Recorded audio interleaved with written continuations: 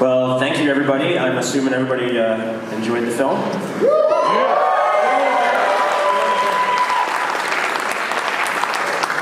You know, we're just going to have a little conversation up here, and then we've got a hefty line already, so we'll just start to... How early did you have to hop into line there to be the first person in line?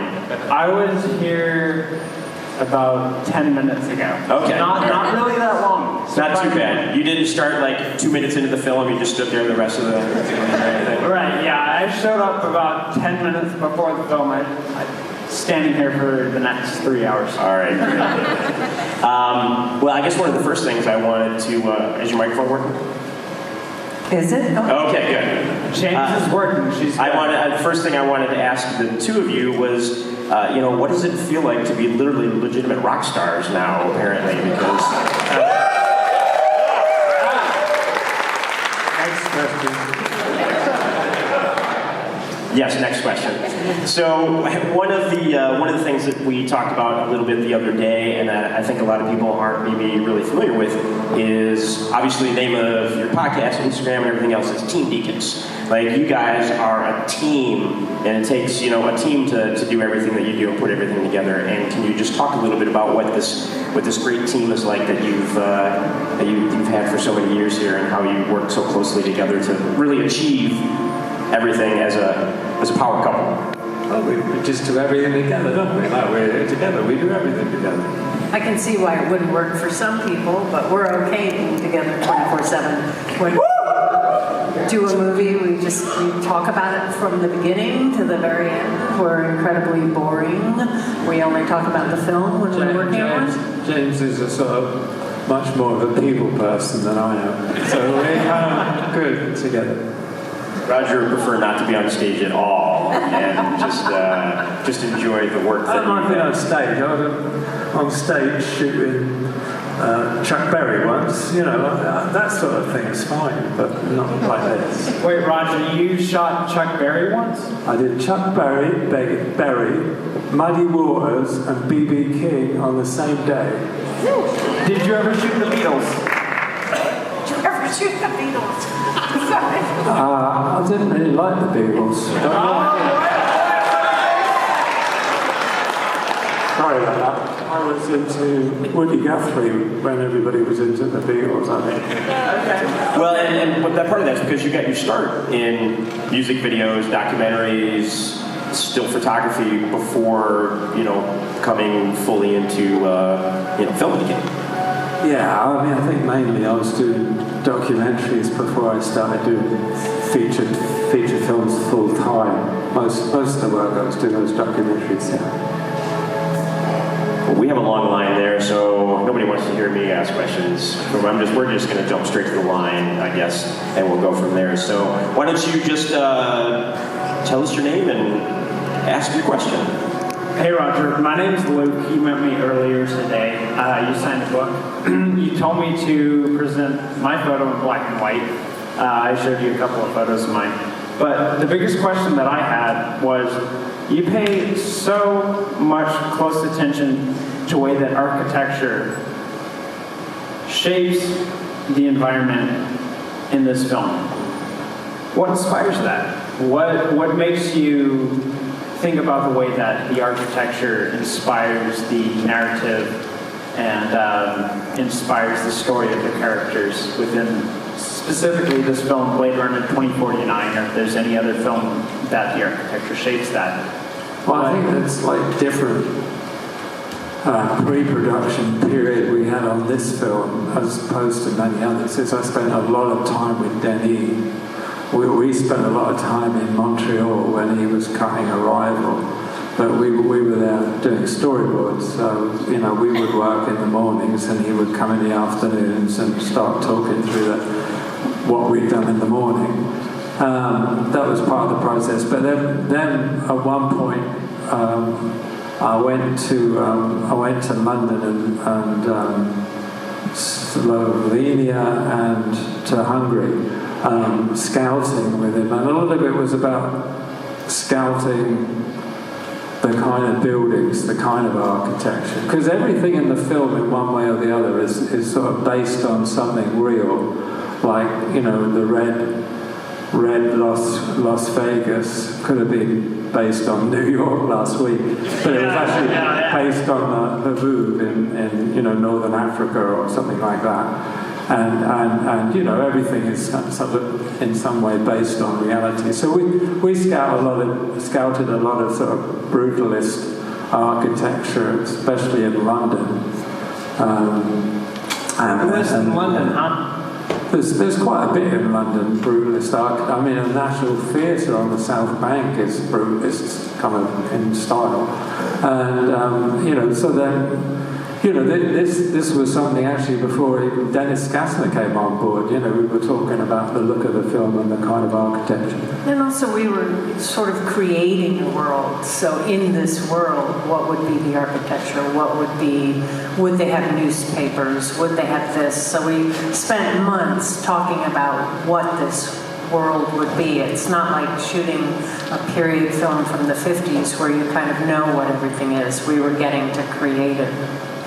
Yeah, I mean, a lot of, they say, the sort of look of Las Vegas and everything really sort of started during those early discussions. And I mean, that final look of Las Vegas, for instance, wasn't finalised until the whole effects team came on, so it was quite a long journey, as they say, to find that actual look.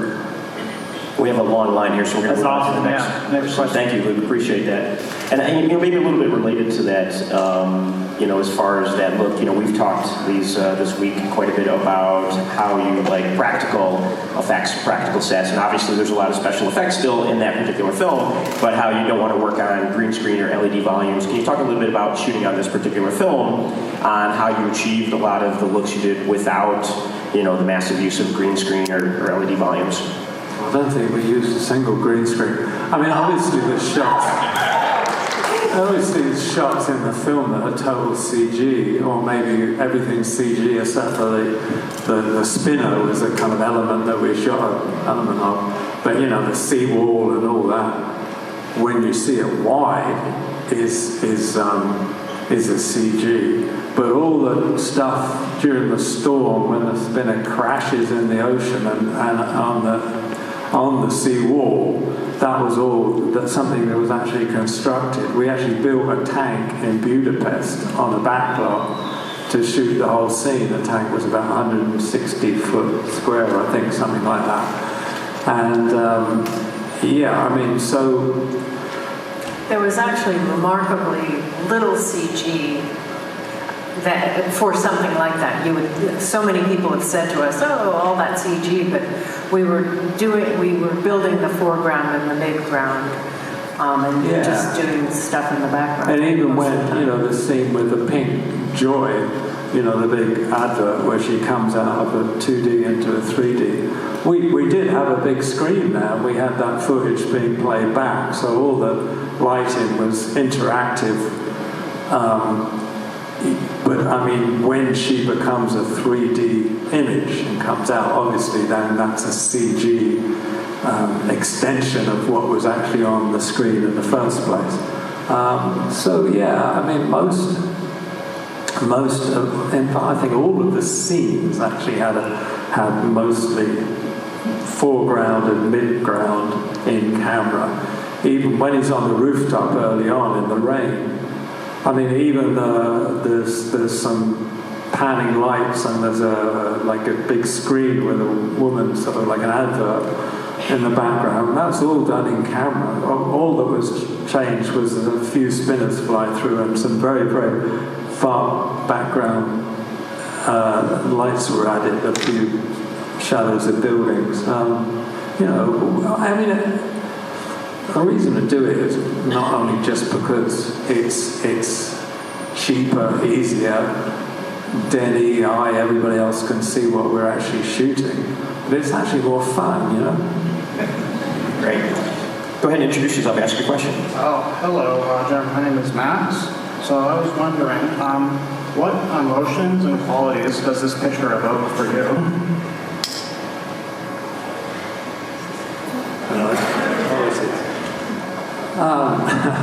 Loneliness. Particularly your work in the picture.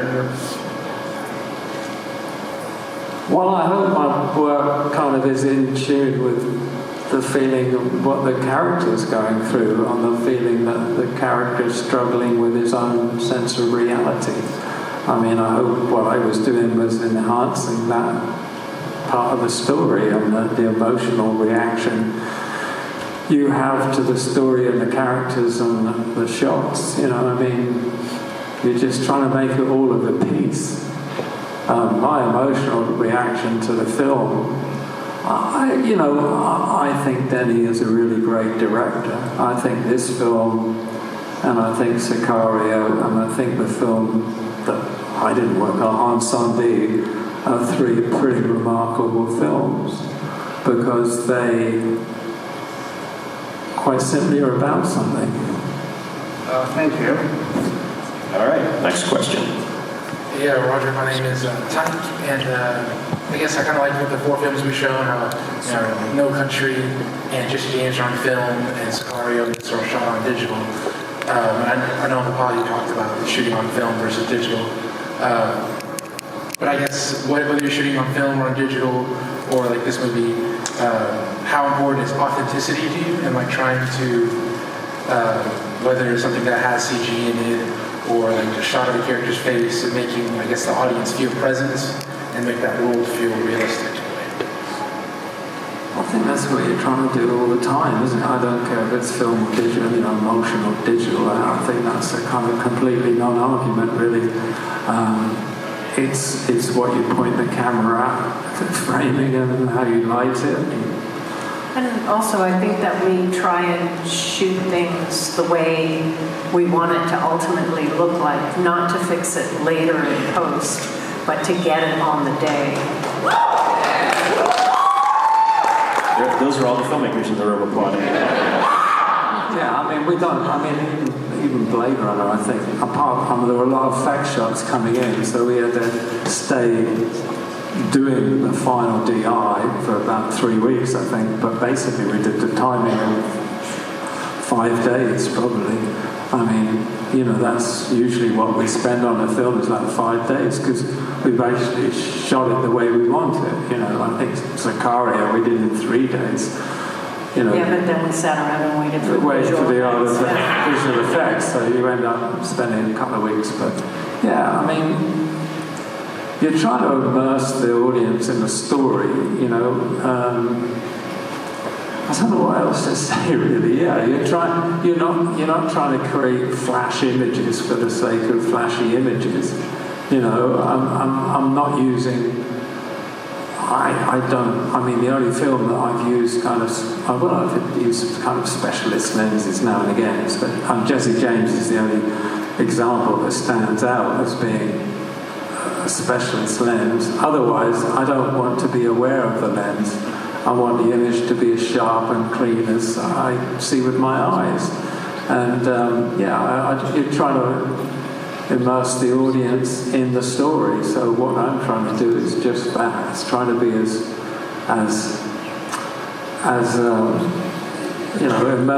immersive as possible. I don't really want an audience to notice what I'm doing. It's kind of nice when they do, but not in the way that means. You know what I'm saying? You want the audience just to be in the story. Great, thank you very much.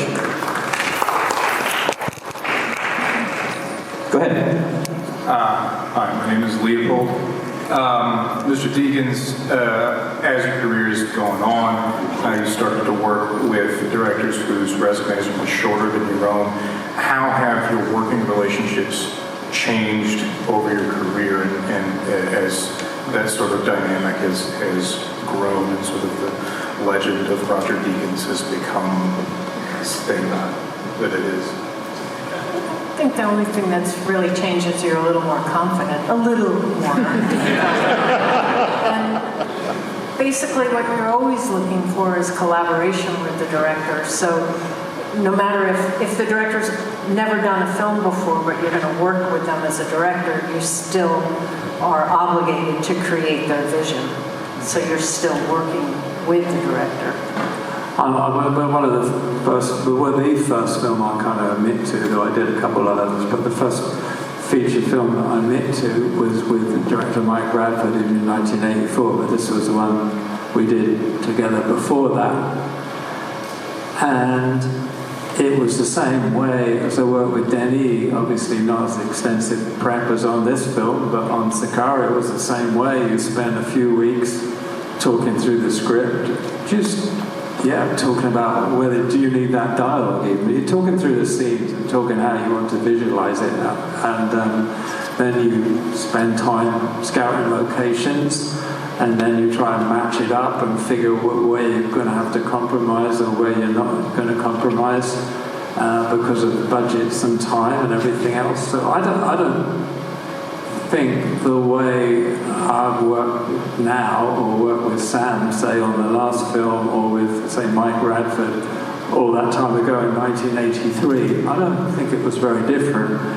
Maybe that's because I'm not somebody that changes very much, but no, I think that's the way I enjoy working. It's kind of, you have this sort of personal relationship that just evolves over the pre-production period and into shooting, and with luck, by the time you come to shooting, there's very little discussion that has to happen other than, some spontaneous reaction to something that happens on the set where the actors or whatever can change what you do from your plan, Thank you both for being here. Thank you. And when you say Sam, you mean Sam Mendes, of course, for anyone who may not know. I'm assuming, but you never know, some people in the audience may not know what Sam Mendes we're talking about. Which Empire of Light, if anyone in the audience hasn't seen that yet, most recently, so check that one out. Hi guys, my name is Frank, and the setup to my question is, I just want to tell you that that ending scene always destroys me. I think it's one of the most beautiful and poetic scenes in modern cinema, because outside, you've got the synthetic boy dying in the real snow. And the Vangelis score comes up, and then inside, the real girl is in the synthetic snow, and it's just, when Deckard puts his hand up, cut the black, it's just an emotional gut punch. And you just made it look so easy. So, that said, what was your most challenging scene in the film? It wasn't Vangelis, by the way, was it? It's Benjamin Wallfish. What was that? It samples the Vangelis score. Yeah, it's but it's Benjamin Wallfish. What was the most challenging? Yes. I think possibly the water tank was pretty challenging. Yeah, the water tank, I suppose, just because of production way, it was going to be challenging, because we were going to go to Malta where there's a standing tank and they've got all the equipment, but then the budget didn't go that far, and it proved cheaper to be able to build an actual facility in Budapest. And it was also very, very cold, and they were worried about killing Harrison. It was so cold, so they kept making the water warmer and warmer, so it kept getting more and more foggy. But the funny thing was, I didn't know they kept making the water warmer and warmer, and it ended up going 75 degrees, but the air temperature was all virtually freezing, because the bubbles were freezing where we put the camera tracks and stuff. And of course that was giving all this amazing atmosphere, but of course most of the time it was too thick, you couldn't see your hand in front of your face, but when it sort of blew through, when we put some wind machines on, it worked really well. But I never told production, I was glad of it, because they never asked me about it. So it was one of those lucky accidents that I will never tell anybody about, but now I suppose it's Except out. for you guys, so don't tell me. Trade secrets. Thank you both. Hi guys, I'm Bryce. Amazing film. I was just wondering, in your experience, how directors most effectively communicated the tone of each film to you, and how they made it to where everybody was like kind of on the same page as far as the crew. Because I feel like If they do that. Yeah, exactly. I'm kind of nervous to get on a set and try to communicate that to everybody. Yeah, I mean, that's one of the hardest things, I think. But it's also hard, if you break it down, the director's trying to get his keys on board, like, the production designer, the costume supervisor, whatever, and the cinematographer, and the editor, and the music, but then those people, then I have to do that job with the people that are on my team, and then my gaffer or whatever has to impart that to the electricians or the dimmer board operator or whatever, so it's and that's one of the crucial things, and I think that's why prep is so important. I think that's why it's so important to have time before the whole intense pre-production process starts. Just have that time to sit down. With some directors, it's going to the pub and having a beer and just chatting about it or something, just to get in sync. But also, every director works in a different way, as I've found. Some directors, like Andrew Dominic for Jesse James, was really keen on getting images. So we had like a corridor in the production office full of images, but you could walk the corridor and you would be basically walking scene one to the end of the movie in images that we just all pasted up in some sort of order that reflected what his intent for the film. And other directors not visual at all. And sometimes, you bring reference images or a certain photographer's work to the table so you have something visual to discuss. Everybody works differently, but it's a matter of finding that way of getting the team on board, really. And I think it's important as a director to know that it is your vision, that everybody's there for. So to have that confidence and then be able to take on board what other people think. So if you ask someone, well, what do you think? First of all, it involves them so much more. Second of all, they may have a really good idea that you haven't thought of. But third of all, you don't have to. But you've made them feel part of it, and you possibly could have gotten a really great idea from it. So to me, the strongest directors are the people that are using the keys that they have chosen because they know what they're doing. So they're using them as tools and getting ideas from them.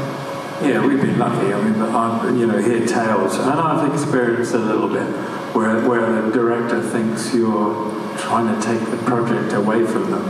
They feel threatened, and I suppose in a way that's simple as that. And it's not true. It shouldn't be true. Certainly, it's not true. You're there to fulfill the director's wish, not anybody else's. There's a million ways to shoot a film, but there's only one that the director wants. Thank you guys so much. Appreciate it. And it's also why you end up working with a lot of the same people, because once you work with people that you like and that you work well with, you don't want to change that up. You want that consistency. So much is about trust, isn't it?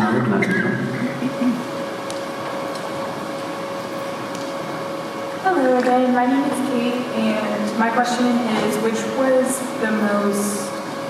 what was the new challenge you faced on Blade Runner that you hadn't faced before, and what was your favorite scene in the film? I suppose I was going to say scale, but I was thinking that in a way Skyfall was bigger in scale than Blade Runner. Well, I think the scene where joy melds into the two girls melt. yeah, when they melt, just the other character. The Lady of the Night. Yeah, the Lady of the Night. Yeah. Mackenzie, that's her real name. But, just figuring out how to shoot that was really daunting. Well, the effects supervisor and everybody, they wanted to shoot a scene with one girl and then just do a green screen shoot of the other girl, and then they would paste them together. And I said, there's no way that's going to work. For me, that's not going to work. And they said, well, where do you want it? I said, I want to do both girls on set. We'll do the one girl first, whichever Denny thinks is the strongest character in the scene, take her out, and then do the other girl in the same space. And they poo-hooed it, basically. To be quite honest, they said that's not going to work. We shot a test. And they said, yeah, okay, we can manage that. Yeah. And the whole thing was, you put somebody... I said to them, Kay's room was lit by those wall lights that we spent a damn lot of time designing and mounting and putting the light in and having dimmer system, all the rest of what you do. And I said, well, how are you going to replicate that against the blue screen or green screen where you don't even put a light behind the girl when it's, you're shooting towards the girl? I mean, how's that going to work? So, I mean, they were great, actually. When we shot this test, they tried to do it, and they said, yeah, that we can make it work. Yeah, and I don't think that you were really involved in this, but on a lot of these scenes that we did, they wanted witness cameras, which is just other cameras around, so they would have additional references, and I was adamant it could not be an Alexa, it had to be a more inferior camera, because I just was paranoid about it showing up in the movie. But on that one, they were so nervous about that film, that scene, and I felt badly for them, so I let them use an Alexa. I said, this better never show up in the film for the witness cameras. Yeah. But they did an amazing job. I really didn't think it was going to work as well as it did. I'm just blown away that they argued with Roger Deakins about what looked best on camera. Oh no, the effects supervisor has done far more larger effects-driven films than I ever have. I mean, so they had a lot of experience. It was very nice that Denny backed me up and said, let's do a test and let's decide, That's a sign of a good collaborative director. Yeah. Thank you. Thank you. Hello, good evening. Hi, my name is Zachary. I was actually going to ask you guys about that very scene, but You can adjust that microphone for everybody if you want to tilt it down a little. Can you guys hear me okay? Yeah. I was actually going to ask about that same scene, but thankfully I have a backup question. The 1982 Ridley Scott Blade Runner, probably 80-90% of the people in this room are here because of that movie, seeing it at a young age. That's obviously shot by Jordan Cronenberg. It's one of the most iconic cinematography displays in movies. When I watch this one, beautiful as it is, I don't really see that it feels the same way through the lighting. It looks a little bit less like a film noir and a little bit more like a contemporary sci-fi film. So I was curious if you had that in mind from the beginning, or if it was a conscientious decision to avoid looking like the previous film, or if there were any other pieces of inspiration that you guys used. We didn't want it to look like the original. No, I mean, when Denny posted the idea that he was going to do this film, it was actually the same conversation I had with Sam Mendes when he said he was going to do a Bond movie. I said, I don't really want to do it if it's got anything to do with the other film. No, because in this case, I'm not Jordan Cronenberg. I love his lighting. I mean, I have issues with the original film, but one of my favorite scenes of any movie is Rutger Hauer's death scene on the rooftop, and it's got nothing to do with the lighting. It's to do with the emotion that comes from that scene and that character, which I really took into this film, because in a way it's dealing with the same idea. What constitutes being human? So the way it's lit, it's a very different film. I mean, for a start, the whole concept of it being real world rather than film noir. I mean, it's much more naturalistic than the original film. The kind of the landscape and everything. Yeah, maybe it's a little bit more like other contemporary science fiction films, of which there aren't many. There's a lot of science fantasy, but there's very few science fiction films. I think it's just trying to do something different. So I don't. Yeah, it doesn't look like original. It doesn't look like a film noir. It either stands or falls by itself. When we saw Jesse James, you cited, I think it was Sam Peckinpah as an inspiration for what you were doing there. Did you have anyone in mind when you were designing this during that prep time that you had so much of? That was such an important part of your process here. It's hard to hear your question. Excuse me, I'm sorry. During the Jesse James screening, you had mentioned Sam Peckinpah as the inspiration. I just didn't know if there was anybody here, or was it everything? When I said about Jesse James, Sam Peckinpah was dealing with in terms of the stories the emotions he's kind of dealing with, you know, the idea of, I said of the world changing and these people being left behind. Well, that's what I was saying about Blade Runner. I mean, I would reference Tarkovsky's Solaris, but I mean, it's not Tarkovsky's Solaris. I would love that film. If it was like a hundredth as good as Solaris, then I think it's pretty good. But I would mention that scene from the original Blade Runner. You know, I mean, it's those kind of, you know, or I don't know. There's all sorts of things. There's Camus, The Outsider. I mean, it's all sorts of things that you kind of connect with that not necessarily you're not copying the lighting because one's a book, but you know what I mean. You're trying to connect what you do with that in some way. Thank you very much. We're going to move on to the next person. Thank you. And there are 2 Solaris out there. For everyone that's going to rush out and watch Solaris, make sure you watch the right one. Hi, Roger. My name is Casper. First off, just wanted to say that I love this film. It's one of the most visually stunning pieces of art I've ever seen in my life. The director of this film, Denis Villeneuve, said that when he was first approached with directing a sequel to Blade Runner, that he was initially filled with fear. He believed that if the sequel didn't do the original Blade Runner justice, that he would be blacklisted from the cinematic community, his career would be over, and that it would be his last film. His words, not mine. However, he also said that when he accepted all that as a possibility and then still decided to continue, that it gave him the peace and freedom to create a pure artistic act.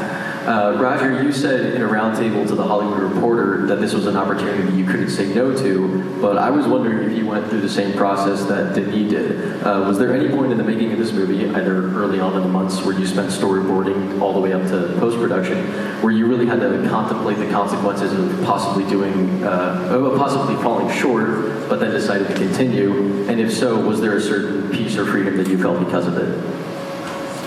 That's a lot of research that went into that question.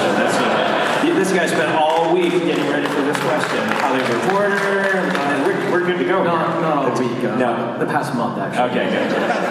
Well, first James just said to me, you know, remember, it's not a sequel. In no way was it ever thought That was as the a sequel. first thing we all settled on, not a sequel. Yeah, you have a responsibility, but yeah, and all the way through. But then that's no different on any film. It doesn't matter. There's somebody you might be relating your film or the film you're working on with something that's come before. That's going to be all the way through. Any film you do is going to be related to something else in some way. A film's got to stand on its own in its own place. So yeah, there's always that pressure. There was the pressure of, would the sets be ready in time? Would it really work going from this set to that set? Could we get the atmosphere we were shooting downtown in Budapest on a night shoot. Could we get the atmosphere? Would they allow us to block that street? And blah, blah, blah. I mean, there's a million problems that come up in a film like this.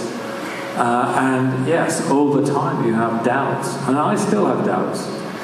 No, I mean, you never get where you really want to go with anything. Otherwise, you would stop doing it.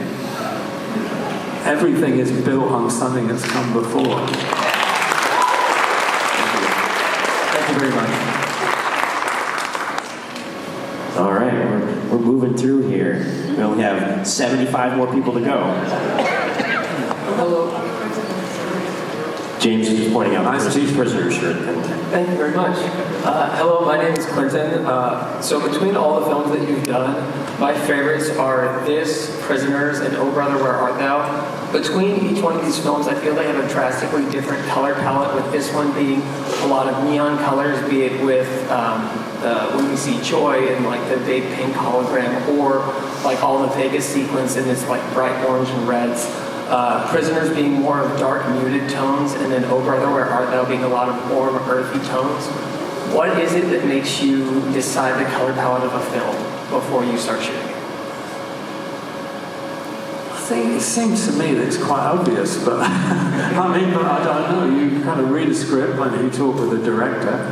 I mean, obviously, a lot of the colours in this, for instance, the red of Las Vegas. That was something Denny said, and then I got these references from the Who North Africa, and said, well, can we do this with a sort of tonal variation of it, whatever? Is this a good reference? Other things, the inside of like Wallace's building there, the big corporate building. I mean, I guess I had the idea that if you're coming in from the outside, which is grey and rain and snow and, really dark, wouldn't somebody maybe want to come into sunlight? So I thought, well, let's make everything inside as though it was sunlight. Well, it was also, too, he was such a rich guy that he could have sunlight. Do anything no he one wants, else. Yeah. And I thought, well, that's kind of ironic. He's blind. Anyway. And, certain things come like that. I mean... And somehow prisoners didn't seem very neon colored. No, I mean, again, prisoners was, again, wanted to... I mean, again, that came from Denny. We decided, talking about it, we did not shoot... We didn't want to shoot in sunlight at all, but we had to for 1 or 2 days, but basically everything's grey and gloomy and somber. And... Oh Brother was really interesting because Joel and Ethan got the money for the film so that we would shoot in August, I think, in summer sometime, and they wanted it dry and dusty, but they needed to shoot in Mississippi because of the tax breaks. There we go. Okay. So Joel and Ethan said to me, but we want to look dry and dusty, and maybe autumnal, and like a painted hand-tinted postcard. Well, that's great. We're going to Mississippi for summer, Which is very, very green. So we just sort of like found a way to do it. And Joel said, well, aren't some people using this new digital finish? So we started playing with that, after spending like 5 weeks trying to do it photochemically, doing it digitally, and so the final look comes from many different places, really. But I laugh when you ask the question because to me it seems obvious that it should look like the way it looks. I don't know. Thank you very much. Great, thank you. And we've been talking some about AI this past weekend, and AI in the industry is like everybody's worried about AI and stuff. Well, this film was really interesting because obviously, this could be some potential futuristic version of what we get in AI in the future. Can you talk a little bit about kind of what we spoke about at SMU? What could the impact of AI be on cinematography and what we're actually shooting moving forward? I was just thinking, relative to the last question, what would AI do? Somebody had a T-shirt the other day. I'm reading his mind. What would Deakins do? Well, I would have a T-shirt. What would AI do? So what would Christmas look like? It would have tropical blue sky. Oh Brother would be in black and white, probably. God knows what this would be. I mean, but on the other hand, like everybody, Jordan Cronenberg shot the original Blade Runner originally, and it looks very different than this. Everybody's got a different way of seeing, and that's what I worry about AI, because maybe everybody's AI will be the same, maybe, I don't know. Go ahead, what's your question? Yeah, my name is Nori Niven. I'm a huge fan. You've been such an incredible inspiration for everyone. James, you're amazing. You are incredible. Unfortunately, there's going to be a continued generation after generation of cinematographers who will be single because they're going to be looking around like, I need a production partner. This isn't working. Amazing. And thank you for the Dallas Film Commission for bringing them here and for your time. I had a really quick question about, I love the fact that we're in the Jared Leto space with Harrison Ford. And Jared sits down, and there's a move that's very, very British, which is carrying him into the chair. Americans don't do that. I love the fact that the behind-the-scenes photo of you in the room, and you've got the boom arm with a traditional hand carry. You're carrying the weight of the camera yourself, and the technical lighting is so amazing. And I just love the fact that you're so tactile. You don't mind throwing a camera on your shoulder and running with it. That's incredible. I saw the screening in IMAX of this film originally, and it looked like it was timed for the IMAX theater. I was enveloped in orange light from the Las Vegas set, and when you went into the theater, my eyes hadn't dilated yet, so I couldn't see Ryan Gosling in the foreground. I could only see Harrison Ford in the background, and I counted to 3, and my eyes dilated, and I saw Gosling appear in the foreground. I came out like a come to Jesus moment. I was calling everyone, like, you will not believe what Roger just did. This is incredible. Was that on purpose?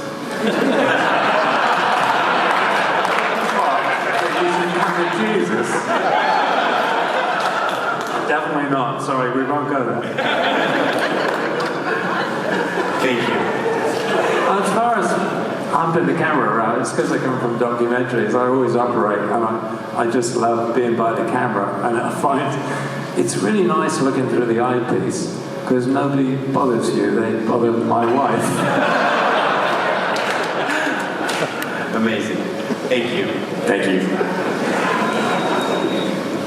I didn't know this was going to be a religious revival here today. That's great. I love it. No. Hi James, hi Roger. My name is Roger too, but with the D. I have a question for both of you guys. What is the most interesting movie that you've seen this year, and why did it resonate with you?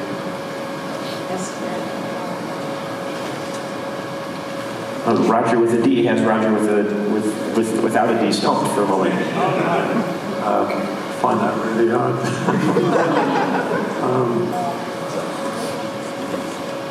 I watched The Wild Bunch again a few weeks ago.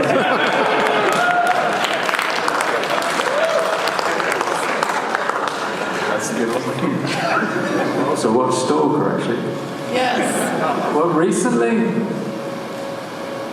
well, you know, we do this podcast, and it's really interesting because we're actually watching, you know, films by directors or films that people that we're going to talk to have worked on, and we see quite a lot that we Of their first films. that we never knew existed or whatever, and that's actually. So I'm sorry, but contemporary films we haven't seen so many lately, but quite old ones we've seen quite a lot. Well, last year, we saw Goodnight Albie, right? And we liked Albie was that. good, yeah. That was very clever. Territory? The Batman was really well done. I really like Batman. I was inadvertently quoted in a Hollywood rag that I thought. Yeah, anyway, but I do think Batman was stupendously shot. I mean, it was great. It's fantastic. Okay, great. Thank you very much. Thank you guys. Hello. Hi. Can you hear me? Yes, we can. Hi. My name is Mickey. Just wanted to say one thing real quick. So Roger with the D, he's my best friend. He's a filmmaker. I wouldn't be surprised if at some point in the future you guys work together. My Twitter, his name is Hollywood Drift. I'm just going to plug him real quick. But anyways, just to say, okay, so I wanted to give you real quick things. So we're best friends. All of our best moments in life together have been going to movies. I want to say you've been responsible with so many moments, the both of you, where we've just been blown away. Like the seawall scene in this movie, in Skyfall when they're fighting in the penthouse up in the building, in 1917 when the lights are going off in the courtyard, like so many moments where we've just been in awe. And I just want to say thank you for that and for giving those moments to me and Roger. But additionally, do you have a movie where you is the equivalent of that to you? Do you have any moments where you're like, holy shit, like this is crazy, like I'm seeing crazy shit? And also, would you ever do a Star Wars movie? Thank you. Well, I just said about Batman, I think it was stunningly photographed. But like a scene, like a moment where you're just like, oh, whoa. I think if cinematography works, I think you're telling me that my work has failed because I didn't say that. cinematography works, you don't have those come to Jesus moments. Roger, take a compliment.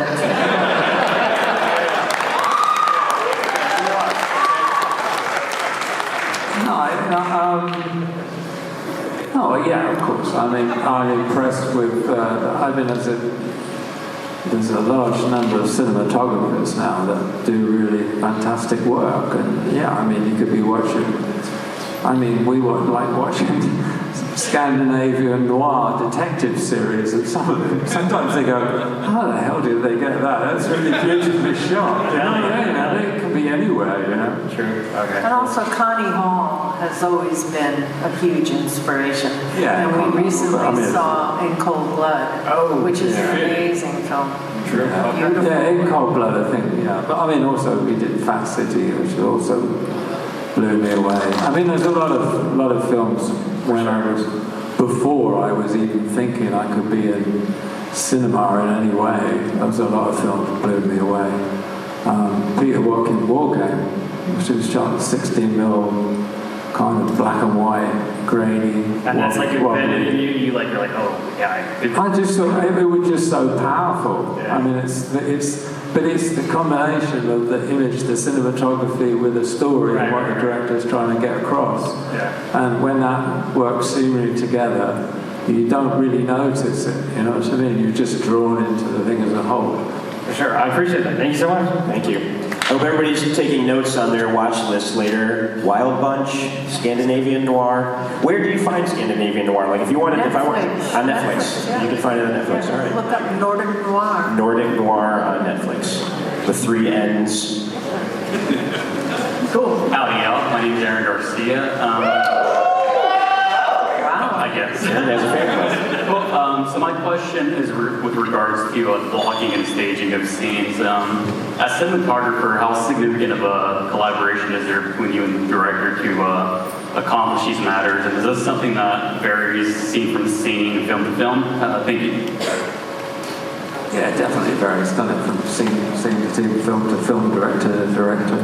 Yeah, I mean, oftentimes there's a lot of talk before in prep about how it, or storyboarded and how it could be, but always when there's a rehearsal, there's a discussion afterwards with the director. Yeah, I mean, that's the thing. I even like with the Coen Brothers, everything's storyboarded in pre-production.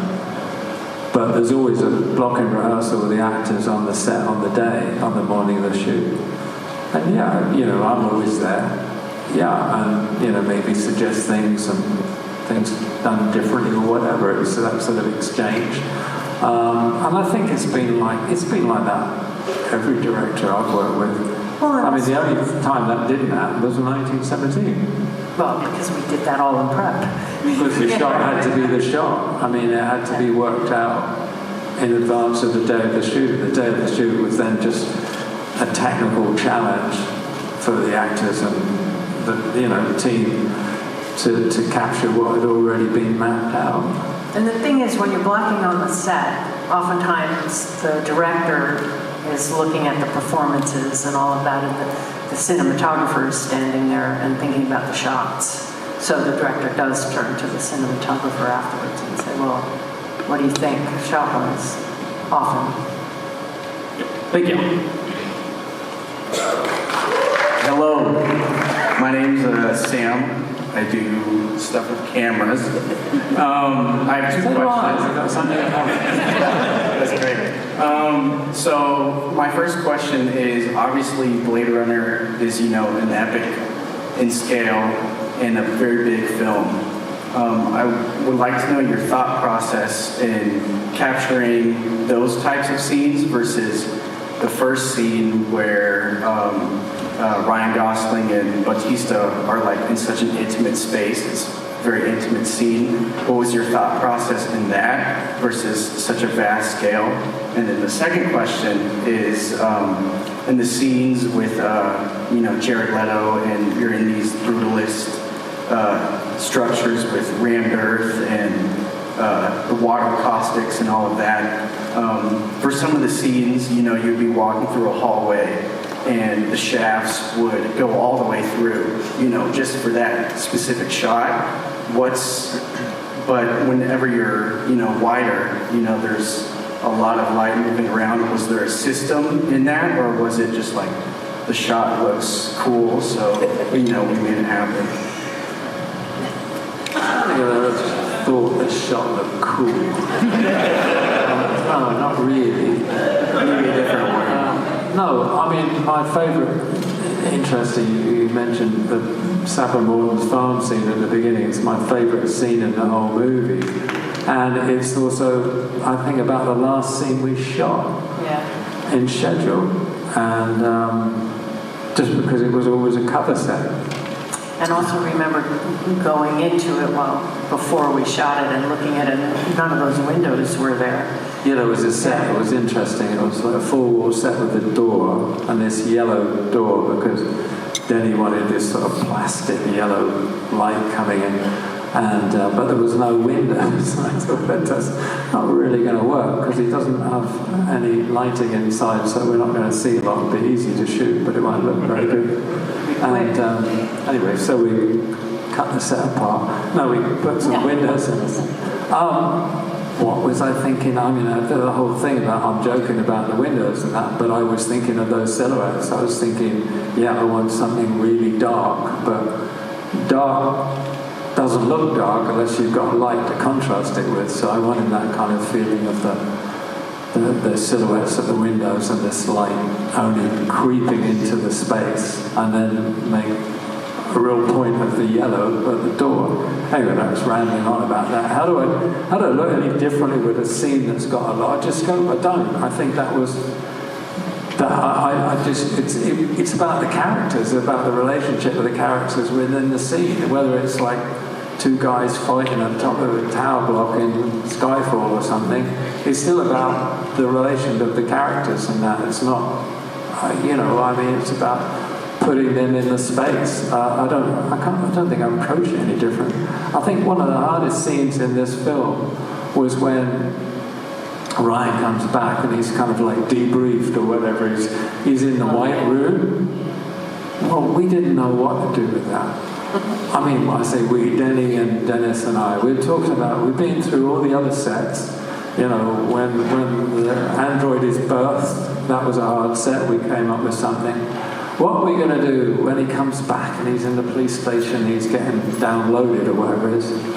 We just went, well, when you've got nothing, why not a white room? And then he said, what if it's a really small white room with a funny little camera on the wall? And that was it. It was like, we were out of ideas, but that was the idea. So, I'm just rambling, but I don't see any different approach, whether it's, big or small. It's still about, it's still about the character in some way and the character's relationship to that world. And a lot of times it doesn't come just like that. It goes round and round and round in your head. And Wallace's office, my God, I didn't think you'd ever get that. Because, trying to figure it out, and is it a circle, is it an oval?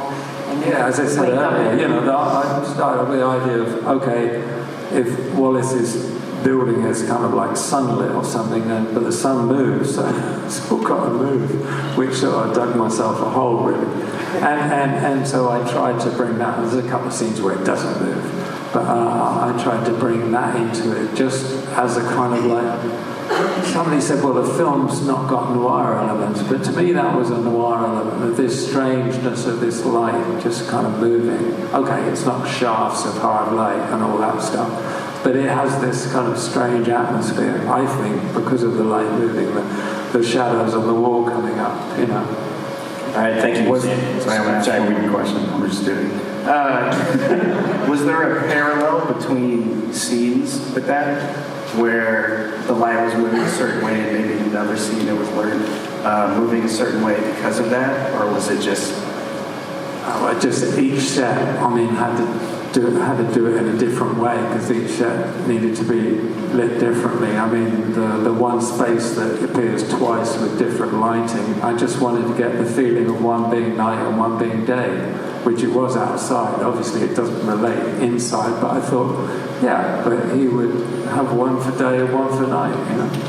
Right. Thank you. Thank you, Sam, who does stuff with cameras. Hi, my name's Marcus. So this is more in response to No Country for Old Men. There's the imagery that we experience in reality and the imagery that we experience through cinema. My question is there a metaphor or metaphysical, transcendental, a spiritual approach to discovering a project, or is it just a pragmatic approach? I know we get into spiritual things again. No, I mean, I do think it's something that you discover. I just think that any director that's come in with a real hard look of a film that's not changed. No, I can't think of one. I think a director has an idea, has a direction to go in, and then it's that collaboration that sort of, doesn't it? Then it evolves into something, and at some point, maybe you do have that moment and the light bulb goes off and yeah, that really works, that makes sense.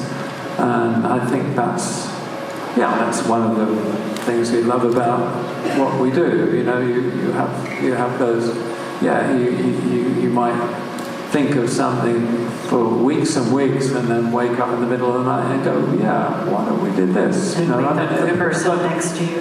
Yeah. Write it down. Or you might just, it might just happen on the set when you're looking through the lens, you know.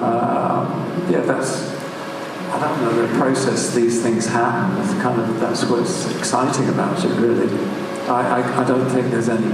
It's exciting but nerve-wracking because, you know, you think, before we actually have to do it, are we going to have to figure it out? Right, it is true, yeah. But then that also, uncertainty is kind of like also quite high, really. Thank you. Thank you. Amazing team, y'all. Thank you. One person appreciated that comment about the amazing team. Hey guys, so my name's Christian J. I used to be addicted to soap, but I'm clean now. But anyway, so earlier Katie came up here and she asked you guys like what was the most difficult scene for you guys to film, and you brought up like the melding scene and kind of like went into how you shot that. And I'm just thinking, oh shit, you know, that was kind of my question. So great, fantastic. But so I'm kind of curious about like what kind of prep work goes into a scene where you've got like 20 different assets kind of going on all at once. You know, like what kind of departments you have to coordinate with to pull something off like that. Because I mean, just watching that scene every time, my brain practically just melts, seeing how you see one actress's face through the other, and you see like one feature, and it just kind of blends into some sort of vaguely recognizable human being, like just something like that. Like, how do you guys just go around even prepping something that seems so hard to even wrap your mind around just watching the final products? Well, I think, you know, that's Denny's concept of these two characters melding. And then, you know, okay, how do you do it? But then you shoot, as I said, we shot a test, and the effects guys were kind of working on how that would end up as a visual interpretation of what Denny was after. Well, also the whole character of Joy was a big discussion as to what she was. Would you see through her? Would she be able to pick something up? And that, for a lot of prep, we didn't know. And we kept trying different tests. Yeah, I mean, you know, there's a danger with effects to go too far. Like, what happens to a hologram when the rain falls? Yeah. So there was they did all these tests and all this fancy-looking stuff going on, but it was all distracting because actually you're saying to the audience, this hologram is a real person, or does have a soul, maybe. You know, because Ryan Kay, you wanted him to believe this woman was something more than just a hologram or sex for money. And so there was a delicate balance there. So that's why her transparency and everything else is quite minimal. It's enough to tell you if you look. So that also works really well with the blending scene, because that is a scene where it actually tells you exactly what she is, you know. But also, we shot it, we gave it to Paul at the visual effects house, and he came up with a lot of that. I mean, I was surprised when he made the face, parts of the face were completely different, but they were parts of the girls. So he did a lot of work on that. I mean, basically on the set, we shot it, we shot it with the main character as a scene, then we put the secondary character in and reshot it again with that secondary character mimicking what the first take was. You know, you got playback and everything, and you could really do it over and over. So mimic it as close as possible, and then it was up to effects, and we shot a plate of the set with each camera angle, so that gave the effects team the way of, you know, rotoscoping one character out and blending them, you know. So they had lots of they had all the kind of flexibility in the world. It just took a lot of people a lot of time to do the rotoscoping. Well, hey, thank you very much for answering that question. Thank you. Hello, thank you all for being here, and thank you, Commissioner, for making this for us.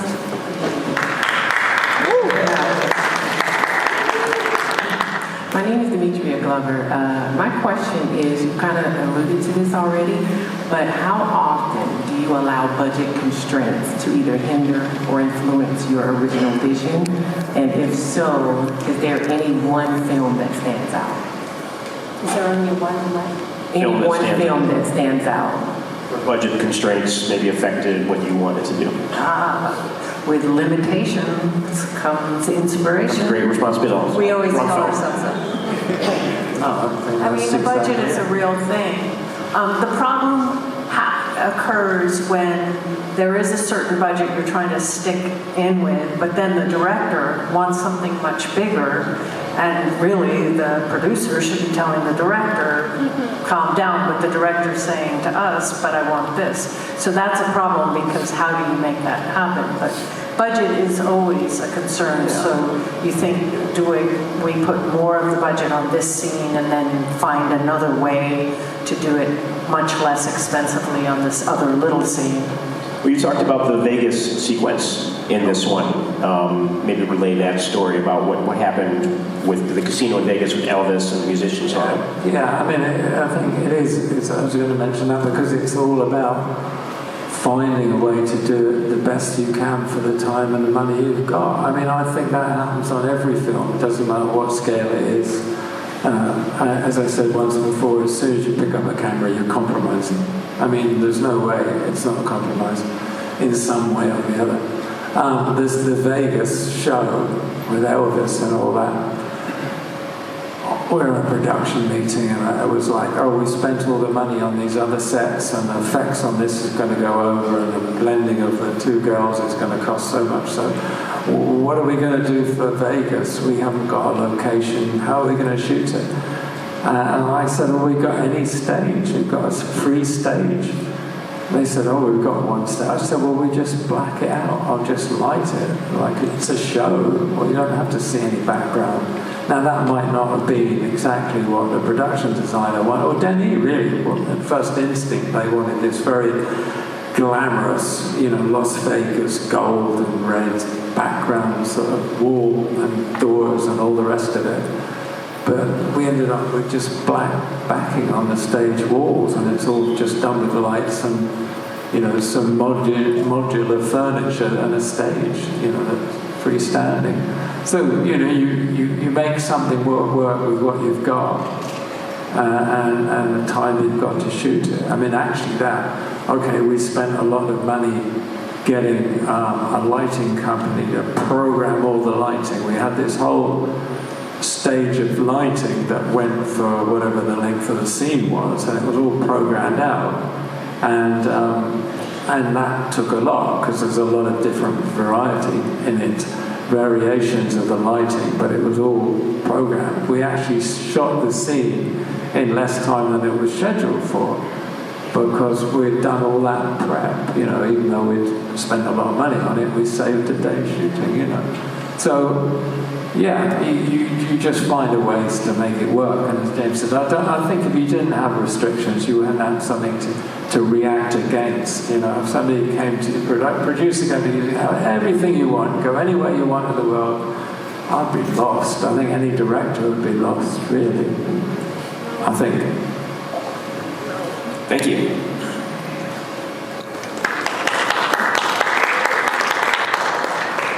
Hello, my name is Jesus. Before I do my question, I just wanted to say that this is one of the few movies that actually made me into a cinephile today, and it motivated me to become a photographer, and it was a very significant moment of my life when I watched it, back when I was like 12 years old when it came out, so thank you for that.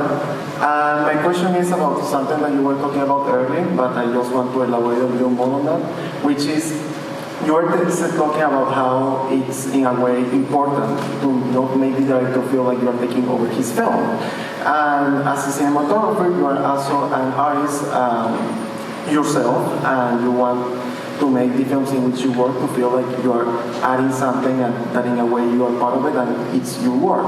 So how do you balance having a voice in your work and adding something that maybe nobody else could, while also enhancing and respecting the vision of the director that you're working for? Well, if you want it all to be your way, you should be a still photographer. Director. I mean,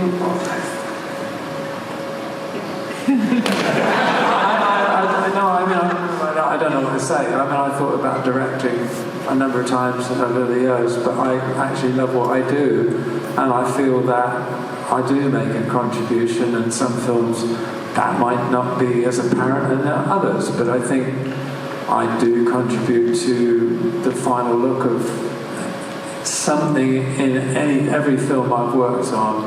There's something of me in it, and also it's not just, you know, the cinematographer's job is not just making the image, it's actually running a crew. It's actually collaborating with maybe, you know, anything from 5 to 200 people. And it's about that experience, and that's what you add to the film, the people that come with you, the whole. And it's also, you're partly responsible to create the mood on the set and the space for the actors to do their work in. So, you know, I think, I mean, I'm not, you know, I feel every film that we've worked on, I've worked on before I met James, has been a part of me in some way. Even, let's say, whether it's noticeable or not, it doesn't really matter. I feel more comfortable, I feel more satisfied doing what I do as a cinematographer than that I think I would as if I was a director trying to do it, you know? Yeah, my question was more about like how do you like do the adding without also like, you know, like how does that work in a way? How does that relationship work? I should say it like that. I'm sorry. No, you just said it. It's a relationship. It's a collaboration. I mean, and sometimes it doesn't work, and you don't really want to be there. Sometimes you don't have a relationship with a director. No, you don't. I mean, you're in the wrong place. It just doesn't. You just don't. You know, you just don't somehow blend. I think you can also be in a situation where the director might be a little insecure, and so on the side you say, well, maybe we should do it this way. No, that's a terrible idea. The director walks away, and 20 minutes later comes on the set and says, I've had a great idea, and this can happen, and this is what we're going to do. So then what you do is, it's for the better of the film, and you just remember, and you know that you made the film better, even though no one else does. Well, you know you've made that contribution, and you kind of just smile to yourself and think, oh, I heard that idea.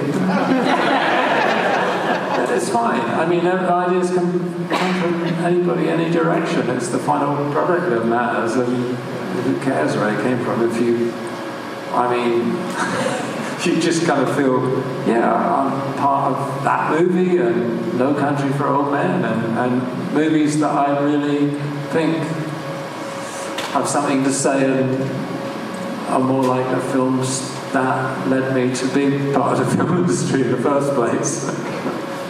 Well, thank you very much. Thank you. Hello, James. Hello, Roger. My name is Andrew Red. I want to thank both of you for your time, and also the Dallas Film Commission and the Texas Theater for helping put this all together. My question for you is, how do you approach pre-production for a film like Blade Runner, and this is for both of you, by the way, for Blade Runner versus like Sicario or There Will Be Blood, any of the other films that aren't as visual effects heavy? Do you change your approach, or is it kind of the same no matter what film you're going to, regardless of the effects? You know, the first time we worked with Denis, I don't know, I had 3 or 4 weeks prep, I suppose, 5 weeks. But I mean, I didn't have so much time talking with him, going through the script. But we enjoyed the time we did have. And on Sicario, he made sure we had the time. We were in the production office. I remember we'd be in the production office. He'd lock the door so nobody would come in while we were discussing the script and starting to do storyboards and all the rest of it. And then that just extended into Blade Runner. I don't know how much we had, months and months and months. You know, and particularly 2 or 3 months prior to other people coming on board, where we just sort of explored it. Right, and then something like 1917, we had a lot more prep because we had to, well, Roger and Sam sat down and discussed without the concept of a single shot. Where do you want the camera to be? Do you want a 2-shot then? Do you want to be behind them, in front of them? And then we had to figure out how to shoot it. And then all of the departments needed to know where that shot started and ended. So that was a much longer prep. While some other movies... Yeah, I mean, so the process, in a way, is very similar every time. I mean, Blade Runner, I mean, I don't remember us having a discussion about effects. Not until the effects supervisors came on and we were actually well into prep, proper prep. Yeah. I mean, when we were in Montreal, we weren't talking about effects. No. Anything was We were talking possible about without- concepts yeah. and what should it be like, you know. Denny would call it the one chance you had to dream, and after that it's all compromise. But once we got to Budapest, we had a lot of meetings about Yeah, it. then you have endless meetings. But I mean, the actual start of it is trying to conceptualize something without feeling the restraints of budget, time, effects, complexity, or, you know, everything else. Well, that's true. You sit around and you try and figure out what it is you want, if you could have anything. And it's the same thing with 1917. That's what you did. And then you figure out, oh, well, with this budget, how am I going to do it? What am I giving up? Yeah, it's the same when I was mentoring a film I shot in 1983, which was a low-budget film in Scotland. It was the same process. What do you want? Let's look at the locations. How can we make this work? That doesn't work. What do we need? You just break it down. It's the same approach, really. Sure. Thank you so much. Thank you, guys. Yeah, you're basically saying if it's a $100 million film or if it's a $5 million film, you still have to give things up no matter what it is. Just depends on what you're giving up. Yeah. Hi, my name is Breck, and a lot of the films that we mentioned, including the one we watched today, have a lot of core elements to me.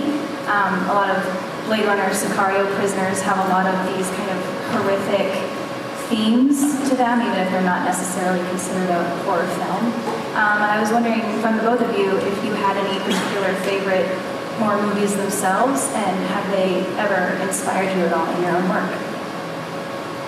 Horror movies. I think when I first saw Hour of the Wolf, Bergman's Arrow the Wolf kind of blew me away. I haven't seen it for years. I've got to watch it again. And Murnau's Nosferatu, I think, gave me nightmares. I mean, I do love horror movies. I'd like to shoot a real horror movie. I'd love to see that. Were you ever a fan of the Universal horror films, growing up? The old Frankenstein, Wolfman. I love 1941 Wolfman, one of my favorites. I'm so mad about those, but yes. I used to like the Eastern European things, really weird. There's some great Russian movies that are like horror movies. There's a war film called Letter from a Dead Man, I think it's called, by an Alexander Germain, which is pretty wonderful and horrific. It's a great movie. I guess it's strictly not a horror film, it's just Great. Is anybody keeping a list of all these films so that later we can post it online? Say Roger's recommended films for this weekend. Hour of the Wolf, Letter, what was that one? Letter Russian? I think it's Letter from a Dead Man. Letter from a Dead Man. Find it on, there's a website, Soviet and Russian cinema. No, Soviet movies online. Yeah. Is that like BritBox? Soviet movies online? $5 a day, you can watch anything you want. It's got all Tarkovsky, it's got everybody's film, every Russian and Soviet film ever made. It's really great. During lockdown, pandemic, I was going through it and finding these wonderful movies. Thank you very much. Hello, thank you all for being up on stage, and thanks to the Dallas Film Commission. My name is Jack. I'm currently in film school, working as a freelance cinematographer. And my question is, when you're working with a new director, what is something that makes them really stand out to you? Well, if they have a vision right away, that's a good thing. It's just passion, really. Passion. I mean, we work with directors that we've worked with for quite a few, the last years. I think the last time, John Crowley we worked with once on Goldfish, I haven't worked with before, obviously. But it's passion, it's passionate, man. I mean, actually, all the directors we work with are pretty passionate, aren't they? Passionate and being collaborative. Yeah. Really, what stands out other than that? I don't know. I mean, I've worked with a director that has said, I know nothing about the camera or setting shots. I want you to do that, and I'm just going to deal with the script and the actors. And I've, obviously worked with Joel and Ethan a long time, and they know so much about all aspects of it, So I don't want any specific thing from a director other than that, just feel that I'm going to get on with them and feel their passion for what they're going to do. Thank you so much. Great, thank you. I think that's really interesting to hear you say is that, it doesn't matter if the director doesn't know anything about the camera, as long as if they're passionate, they have strong vision, and you feel like you can work well together, that's what's most important. They don't need to know the lens choice or, whatever, depth of field you're shooting at or anything like that. The worst thing is when you're working really, really hard and you think the director doesn't want to do anything. It is like, doesn't want to do a rehearsal afterwards when we desperately need a rehearsal to figure out what the hell we're shooting the next day. That's the worst. You want a person that, like you, wants to make the best movie that can be made with this very low budget. Great. Awesome. Thanks, guys. My name is Spencer. James and Roger, thank you so much for being here, taking the time to answer all of our questions. Simply, Blade Runner kind of takes a departure with colored lights and stuff like that from kind of your previous stuff. And I just wanted to ask, and James, you can answer this too. Do you have a favorite color? And black. Vice versa, a color that you're like, I don't want to, I just hate it. Or like, oh God, they're making me shoot it. Green screen. green in that context, yeah. I'm not that fond of orange. It can be kind of harsh sometimes. But I like colors when they're put together. Thank you. That's it? Favorite color? Okay, thank you. Hey there, James and Roger. Thanks for coming. This has been fantastic. My name is Michael. I want to ask a little bit about social media, actually. Well, then Roger's not answering. Well, it's actually a question for both of you, so that's great. He doesn't know anything about it, that's what. I read a lot about authors, journalists, film critics bemoaning the effects that social media have on attention spans of audiences, as they younger audiences in particular. And I find that to be a travesty, if true, because we have this beautiful film right here that's about 3 hours long. And when I talk to my younger cousins and family members, when they think 3 hours, my God, they'd rather be doom scrolling on Instagram or TikTok with that kind of time. But I remember reading, it was a Playboy article with Stanley Kubrick, and he was talking about how he used to ship tapes of the Super Bowl to England, where he would live, and it was because he didn't like the football, he liked the commercials. He used to say that the commercials refined the storytelling to the point where there was no fat in the story. It was the essential story within 30 seconds. So do either of you, both of you, have an opinion on the effects of social media as it relates to the attention spans of young people? So Stanley Kubrick liked 60-minute or 90-minute commercials or whatever, second commercials. That's right, yeah. And yet 2001 has got some of the most longest held shots. Oh, Barry Lyndon. Yeah. Or, my favourite film, Dr. Strangelove, one of my all-time favourite films. It doesn't look like a commercial at all. And okay, but I'm not getting personal about this, but some films that are 2.5 or 3 hours long feel like they're 8 hours long. And they feel so boring. But others feel like they're only 90 minutes long. I don't know what I'm saying, really. But I think you're right that there is sort of a lack of an attention span, because nowadays if you try and take a movie and build slowly to something, as you could have in the past,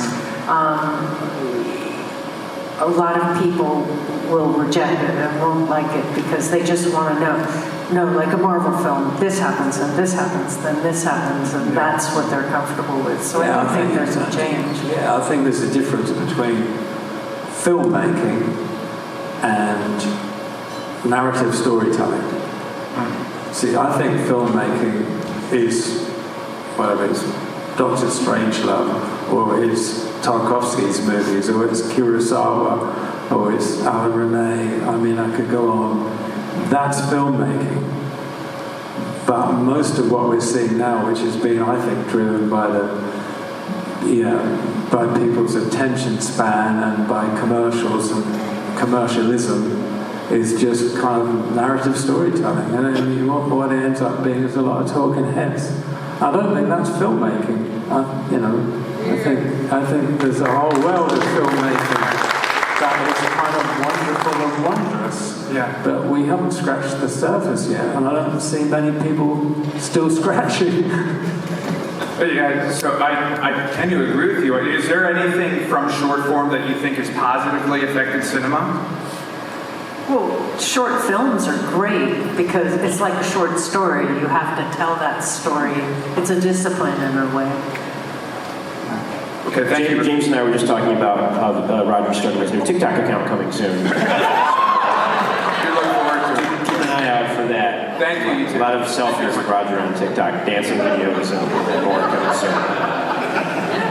Speaking of short films, we'll give a quick plug to the Oakland Film Festival coming up next weekend here, where you get to see some excellent short films here at the Texas Theater as well. Hello, my name is Chris. I want to preface this. This is a three-parter, so please forgive me. Every single film bro in here wants to know this. What is your letterbox? Letterbox? No? Okay. Never mind. It's an app. It's an app on the phone. Very important. Social media. Real question here. What is something that you see in young filmmakers that you want to see more of, and what is something you see in young filmmakers that you want to see less of? Oh, no, I don't. I mean, that'll be it for me. I mean, you know, we see a lot of students' work, and we sometimes judge films, you know, online. We watch students' films from around the world, and it's just really inspiring to see where people are and what they're trying to do. We watched somebody's film yesterday that somebody had given us the day before, and it was a wonderful 30-minute short film, you know, that I thought was just stunning. And so there's a lot of inspirational work out there. I just hope somebody takes those people in hand. You need the creative producers and that to allow them to go to a larger format. So, in response to the question, though, I think that what we love is the passion. When we see the passion and the creativity, what we don't like is when we see them trying to create something with flash. You know, just using a lot of flashy stuff as opposed to remembering what the story was. Thank you. Thank you. And it was a big no on your letterbox question. Hi, how's it going? My name is Philip. Thank you for coming. A little closer to the mic, Phil. You got it. Thank you for coming. The movie was awesome. Second time I've seen it. It gets better every time. I'll probably watch it 5 more times. Mike, I have 2 questions. The short one is kind of simple, but really got to ask it. What do you do to practice cinematography outside of the set? Or do you practice cinematography outside of the set? Is that photography itself, film photography? Do you do anything to like practice it? Because I'm an aspiring cinematographer and I'm always itching to practice it. You know, I can't always get on set to practice it, but I'm always looking for that way to itch, scratch that itch. And then I'll answer that one first. I don't really do anything deliberately practice, no. I mean, I've often thought about it and never done it, but I mean, like, today we went to the museum here, looked at a lot of paintings and various things. I mean, yeah, I take stills, but I don't see that really that related to what I do in film, but I watch a lot of films, and we watch an enormous amount of films, and that. But in terms of practice, like taking a camera out and lights and then practice, I don't know what to practice without a story to practice on, and I don't write. Yeah, then the last one, real quick, is where did you take your leap of faith into the industry? So my dad told me, it's like you work a lot and try to get in the industry, but there's going to be a point where you take that leap of faith and go, okay, I'm not going to be doing a 9-to-5 on the side. I'm going to be doing filmmaking for the rest of my life. Where was that moment in your life? Did you take that leap of faith and like, okay, I'm not going to do anything else. I'm just going to do this. Even if I go bust and it all blows up from here, I'm going to take that leap of faith. I did the sort of art college film school route. I think my leap of faith was leaving home to go to art college, really, and say, I don't want to do what my dad did with his life. I didn't want the profession that he did. He was a builder. I mean, I used to work on building sites and stuff with him, but I didn't want that as my life. And so I think just taking that jump and going away from home to art college, but that's not really any kind of light bulb moment. It was a slow transition from that to finding myself on a film set with some great actors, and I'm suddenly thinking, oh, this is me, Thank you. Of course, you did quit the business a couple of times, and then you leapt back into Only. When was the last time you quit the business? That was a while ago. Pre couple of statues. Way back not go then. Hello, my name is Xiaoan. My question is, what is the way you like most, how you think is most efficient that directors talk their visions with cinematographers? Do you think storyboard is absolutely necessary? Think what is Do you necessary? think storyboard? No, definitely not at all. No. I don't think really. I did work with many people that storyboarded until working with Joel and Ethan Cohen. The first film I did with Sam Mendes, we didn't storyboard at all. No, I don't think storyboard is necessary. I think some discussion, some prep, some Well, going through the script together. yeah, you're going through the script and kind of envisioning it. I mean, just kind of like, but it doesn't have to even, it's weird because it doesn't even have to be like being at all specific about what shots are or anything. It's just the sort of feel of the film. I mean, I think you just got to get on the same page, director and his crew, as to what you're trying to achieve. Just, you know. Yeah, I think images have emotional resonance, obviously. So I think you can talk on an emotional level about a script, and that impacts the way everybody's going to work on it and what they come up with. You know, so I don't think there's any one way of doing it. I mean, I say on Jive with Sam, we didn't really do anything. We discussed the sets and what spaces we needed. And then we put the actors in there and let the actors do what they wanted to do, and I just shot it handheld. I mean, that's how we started. And then we just developed the scene with the camera. So there's not any one right way of doing it. I don't think. So you do need storyboard, you do need like a mood board or pictures. Do you think the most important thing is you and the director can understand the script the same way? Is that what you're saying? Yes. That mood boards helps. You know, usually a production designer will do a whole set of mood boards. I don't think that's totally necessary.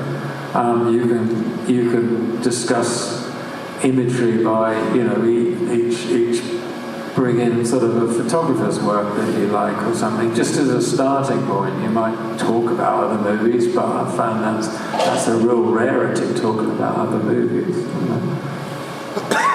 Thank you very much.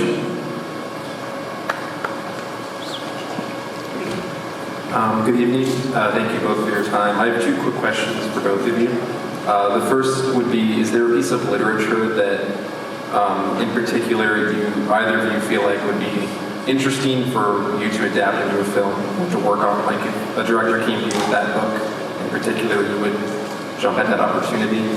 And then my second question is a bit selfish, but I'm just curious if either of you have a favorite Wong Kar-wai movie.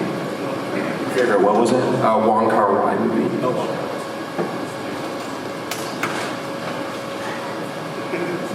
Stoned them. Books. You know, I love reading books. No, there's so many. I mean, I don't know where to start. No, I don't know where to start, sorry. Wong Kar-wai movie, I suppose you got to say In the Mood for Love, haven't you? But I don't like, you know, yeah, I guess. Let's go! Yeah, but I mean, books, I don't know, there's so many books. I would love, the last book I read is John Sayles, the film director, but also as a writer. He's got a book it came out just a few months ago about two characters after the Battle of Culloden, you know, and the birth of the American nation, really. It sounds a big topic, it is. I don't know how you make a film like that. It would be a very long one, but it would make a wonderful film. It's another 3-hour movie. Oh, this would be at least 12-hour movie. 12, yeah. Thank you both. Hello, my name is Maximo, and for Blade Runner, I noticed a lot of moving lights, shafts of light coming in. Do you remember anything specific about the lighting rig that you use? What lights did you use? Sorry, I'm an electrician and gaffer, so just curious about the technical aspect of of that. And how, when you do rigs, do you yourself design them, or do you work a lot with the gaffer? I'm sure you do, gaffer and key grip, or you're like, I want this light to do this, you figure it out. We do lighting diagrams. I mean, I talk on that in this film. I talked at length with Billy O'Leary, who's a gaffer I worked with since Sid and Nancy days, on and off. And he was with us in Budapest. But yeah, I'm very specific about the kind of unit I want. Maybe not necessarily if it's a 2K for an L or a 5K for an L, because I usually understand. But you know, the moving lights, some were moving, some were done like a chase. The scene where you first meet Jared Leto was 3 circles, each had sort of, I don't know if it was like 20 odd T12s on a chase. The last night scene where Harrison Ford meets Rachel again, yeah. There was 300 betweenies on a big circular, 30-foot circle of pipe. So you prefer tungsten over LEDs? Well, I did in this case, yeah, because I wanted the way they died and the light come on. I wanted the way it would get warm as the lamp dies. I want the softness of the edge. There wasn't a really good LED for an L at that time. You couldn't have done the color shift without a huge amount of programming, and they would have been about 40 times as expensive as getting 300 betweenies. There's a lot of little lamps, but they were really cheap because nobody really wanted to use them anymore. And the T12s as well. It wasn't a huge expense, in fact, because again, we had some sort of deal with the lighting companies. So, and what else did we? Yeah, Billy found that there was Barbizon, a place in New York, lighting supplier in New York, had 24K bulbs for sky pans. So we took the 24K bulbs and put them on a little pulley rig and had them go up and down, or had them chase along the ceiling. When they walk down the corridor between the replicant statues, that's these bare bulbs just on a trolley rig that Billy figured out, and he literally pulling the bulb by hand across the set to give the shafts of light moving. So, yeah, I mean, there's lots of different ways of doing things, and I guess I had too much free time. I came on here, I don't know. Thank you. Thank you very much. It was great. Our first real technical question there, so that was fun. Hi, Roger and James. Do you guys have any essentials that you take to set to make your days more comfortable, since they are very long? Tea, lots of tea. Decaf coffee. Yeah, right. Only decaf for Roger. Any specific shoes you wear to make your standing on your We're in Texas. He's got some boots on here. So. Actually, I got these in Georgia. They're Georgia farm boots, but they're made in New Jersey. Perfect. Hi guys, I'm Laura. I just wanted to say thank you to Texas Theater, also the Dallas Film Commission for this wonderful opportunity, and thank you guys for being on stage and talking to us and answering all of our questions. But I wanted to just say that my husband and I are actors, but in between a slump, we will produce short films, whatever we can. So it's just very inspiring to see a husband and wife on stage, working together, doing this stuff. So thank you so much for being here. My question is, we've got just this tour alone. I mean, 1917, 2049, Sicario, Skyfall, like a myriad of things. The main character's story is much the same, where they're striving for something. But overall, the story it's different. It's a different time. It's a different genre. It's a different whatever.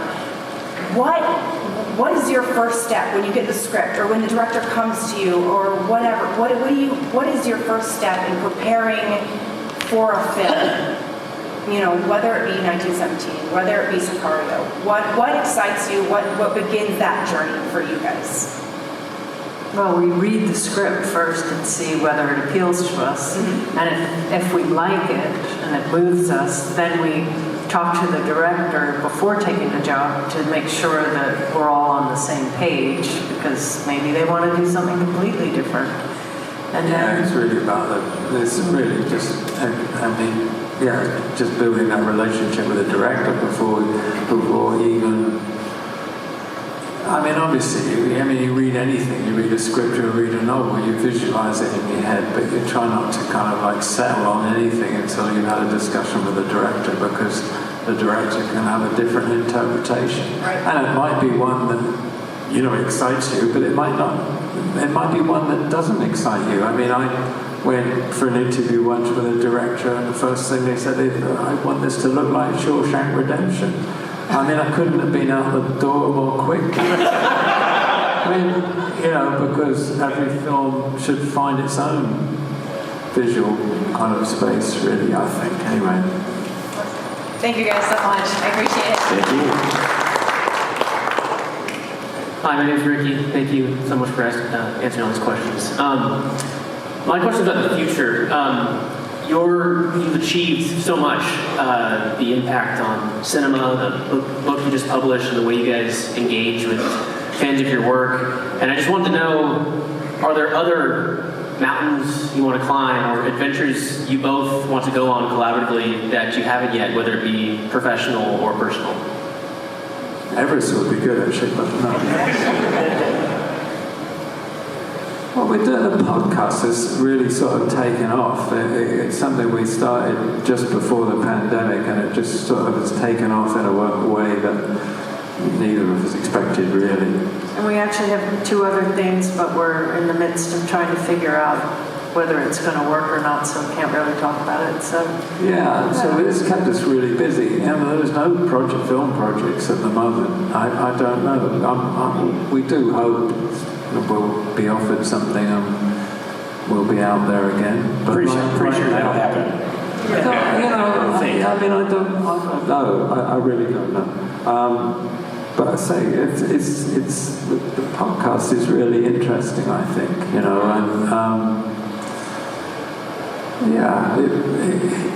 we get satisfaction from it because we feel we are contributing. And when so many of you come up and say we love the podcast, it's like, it really does actually have a big effect. That's kind of nice. So, whatever you do, you're trying to enrich people's lives or some pretentious statement like that, but you are trying to give something, and to get that sort of feedback, it's like, okay, maybe we'll keep doing the podcast for a while.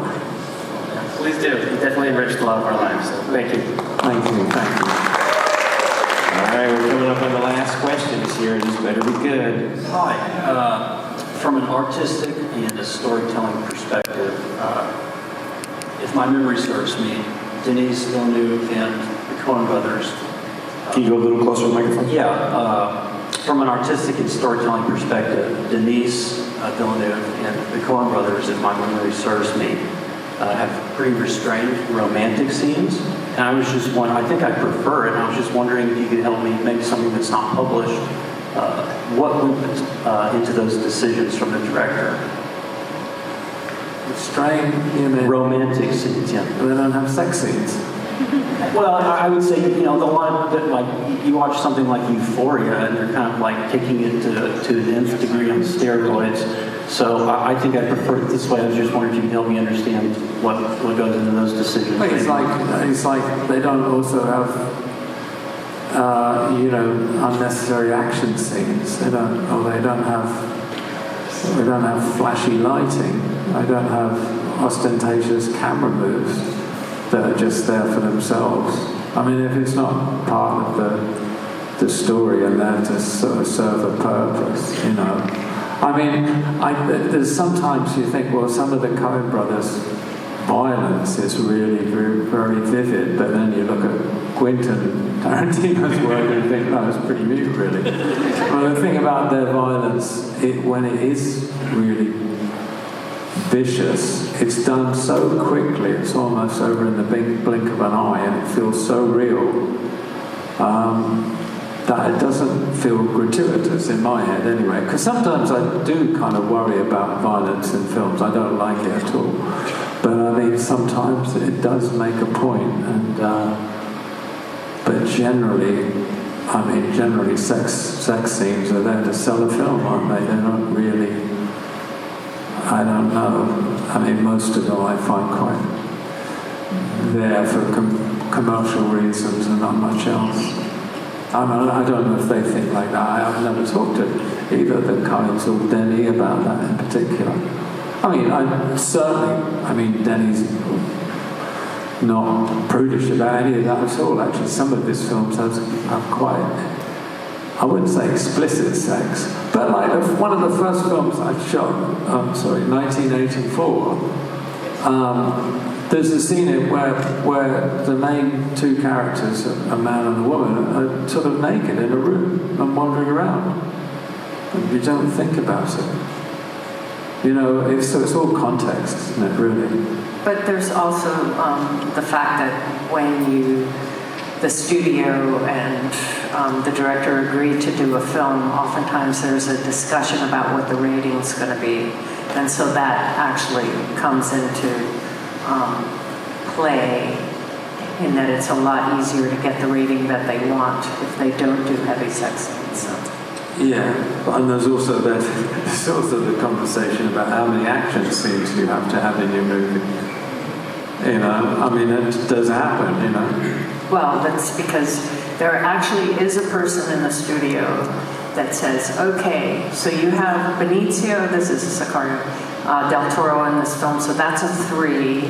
Then you have this car chase, so that's whatever points. And they add the points together and then say, okay, so this many points, then this is what the budget has to be. Well, you need a couple more car chases, we'll give you a bit more. Yeah, I know. It is a business. Yeah, right. It is a business. They keep All telling right. us. Thank you very much. Tanner, I'm assuming you don't have a question since you've been driving around with them all week. So. Oh, now you do have a question. All right. This is the last question.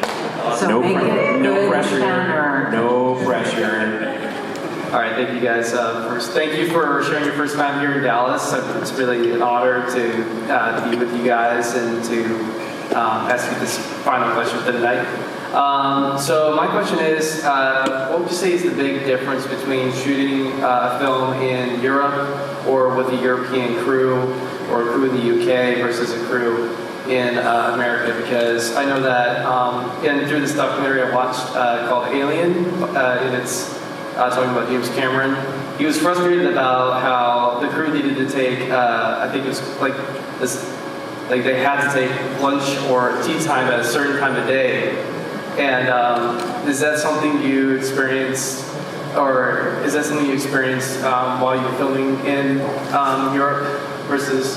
Actually, nowadays in Europe, they have what they call, sorry, this is my pet peeve, a 10-hour continuous day, and we never do anything under 14 or something. And so they don't let you stop for lunch because they say, but you'll get off in 10 hours, which isn't true ever. So but that's more recent in Europe. I don't think it's much difference. I mean, but the thing you is, don't get lunch.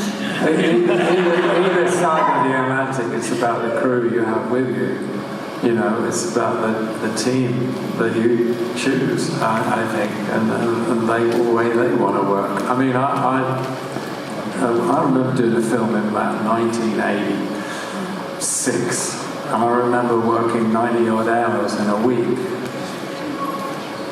And I'm not exaggerating. I mean, it's like, yeah, you could do that here. I remember on a big production here, doing a 23-hour day. I remember we did 11 hours without a break, and I complained to the producer. And I actually never worked with him again, but that's all right. No, I think it's whoever you work with, and it's not, yeah. But then there's also the difference in the systems, the grip and electrics. There's a different system, and then the grip and electric over here, but it's not like that. You know, the electricians in Europe deal with diffusions and balanced materials and all those sort of things. And it's just slightly different system. But So sometimes when you're mixing crews, it becomes a little difficult because whose system are you going to go with? yeah. Have you ever had an opportunity to work on, like Clint Eastwood, infamous, famous, whatever we want to use for, having like the 8-hour day, kind of thing, like 8 or 9 hours supposedly, because I've heard. I don't know if it's actually true or not, but everybody says he does it 8 hours, 9 to 5, and he's done, and they're done for the day. Well, we work with Norman Jewison a couple of times. Once on a TV movie and once on Hurricane with Denzel Washington. And yeah, I don't remember us going over. We broke for lunch. I don't remember us going over 10 or 11 hours. That's the old days, though. I remember working on something and we were like in our 23rd hour, and I was asking the producer, why can't you just add some extra days? Because we are so under schedule. He said, because I can hide the overtime, I can't hide an extra day. Oh, we did another story. I was on a let's on a tell rock stories. video. I was on a music video once. It was great. We crew was falling apart after like 20 hours.